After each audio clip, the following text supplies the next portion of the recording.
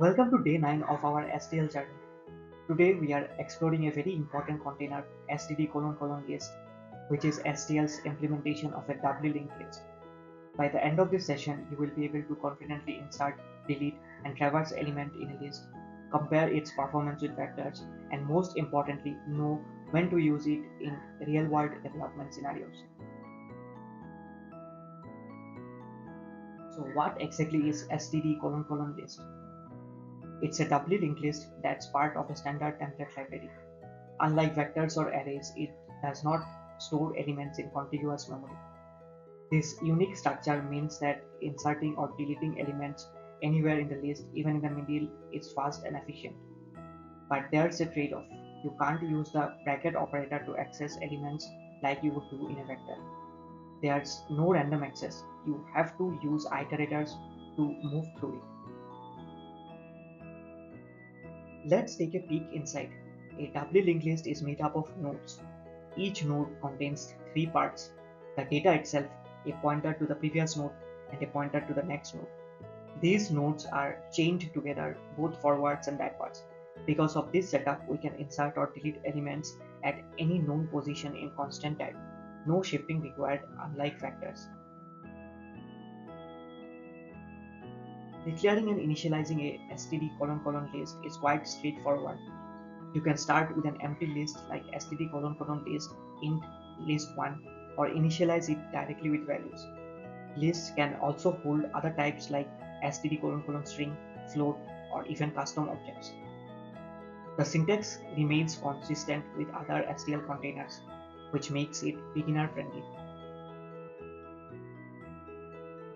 Let's go over some basic operations you will often use with lists. Pushback adds an element to the end.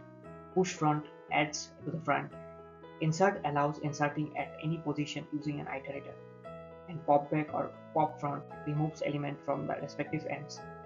It's important to note that insert and erase work with iterators, not indices. That's a major distinction from vectors.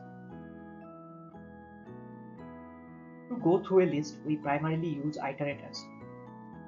We start from begin and move till end, dereferencing the iterator to access each element. Alternatively, we can use a range-based for loop, which is more concise and readable when we just need to access elements one by one.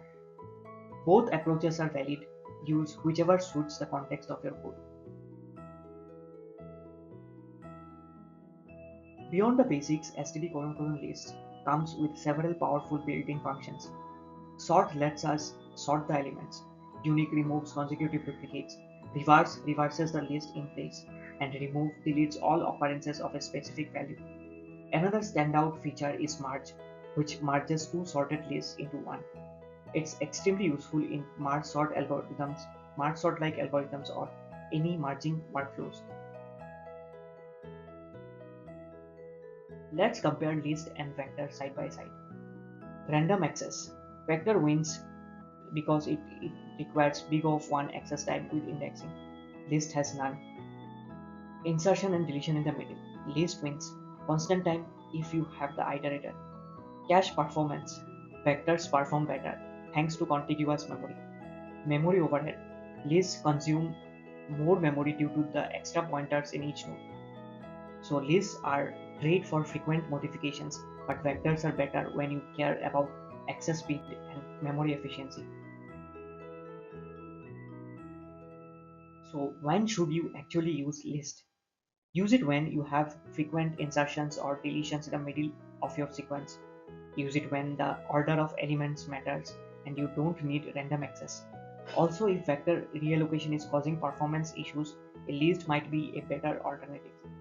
But avoid it if you need fast indexed access or if you are working in a memory sensitive environment, because that extra pointer data does add up. Here are a few common mistakes developers make with list.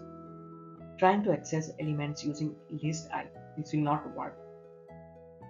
Applying algorithms like sort from algorithm. These expect random access, which lists don't support. Forgetting to use iterators with functions like insert and erase leads to compilation errors, or runtime bugs. Understanding these limitations early on will save you from a lot of frustration later. Let's test your understanding with a few mini challenges. Write a function that reverses a list manually. Merge two pre-sorted lists using merge. Sort a list and remove duplicates using sort and unique. Create a list of strings and remove specific values. These will give you good hands-on practice and help solidify your understanding of list operations. To summarize, list is a doubly linked list offering efficient insertions and deletions. It's perfect for situations where data changes frequently in the middle of the sequence, but you sacrifice random access and incur extra memory usage because of the internal pointers. Choosing the right container depends on the task, and now you know exactly where a list fits in. Great job finishing day 9. Let's keep the momentum going.